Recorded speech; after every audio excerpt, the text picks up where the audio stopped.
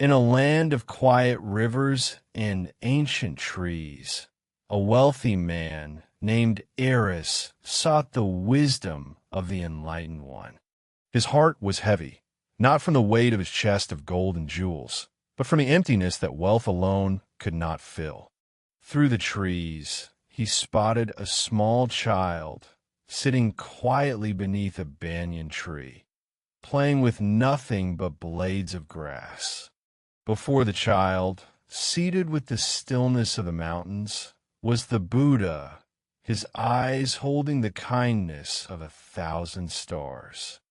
With trembling hands, Eris opened his chest, the gold and jewels catching the light, a kingdom's ransom offered at the master's feet. But the Buddha simply looked at the treasure, and with a gentle smile, he shook his head. Confused and desperate to give something, anything, Eris insisted, "Please, master, you must take something for me." A small child, her clothes simple and worn, watched the rich man struggle with quiet curiosity. Then, the Buddha's gaze shifted from the pile of gold to the small girl sitting nearby. Understanding without words, the child reached down and plucked a single blade of green grass from the earth. With shy, sincere eyes, she offered him her gift, the smallest and simplest of treasures. The Buddha reached out, not with one hand, but with both, accepting the grass as if it were the rarest jewel. Eris watched in stunned silence, his magnificent offering ignored, a child's weed received with honor.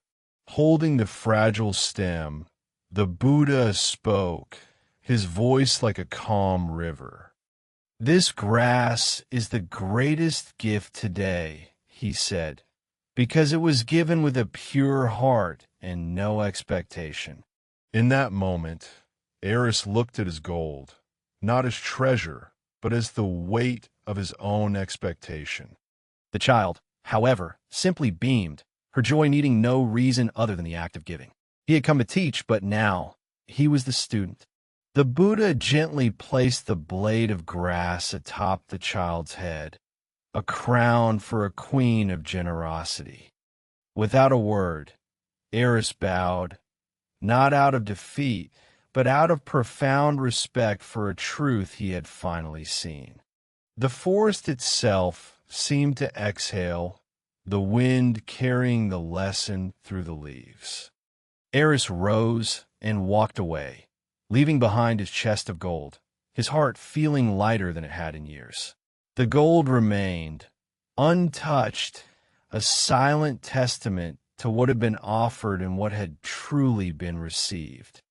The child returned to her play, weaving stems together, the Buddha her silent, smiling companion. He returned to his village of silk and stone, but his mind remained in the shade of the banyan tree.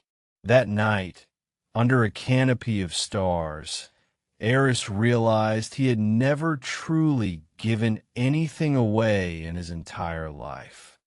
He held his hands out before him, empty for the first time, and felt a strange sense of freedom.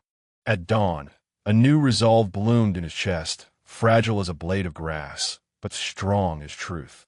He returned to the banyan tree, his feet bare on the cool earth, his robes simple and unadorned. The mat was empty. The child and the sage had moved on, but their lesson lingered in the air like incense. He did not call out. He simply followed the path, trusting it would lead him where he needed to be. He found them by a stream, the child laughing as she floated leaf boats, the Buddha watching the water flow. Eris knelt before the master, his hands open and empty, and offered nothing at all. This time, the Buddha smiled not just with his lips, but with his entire being.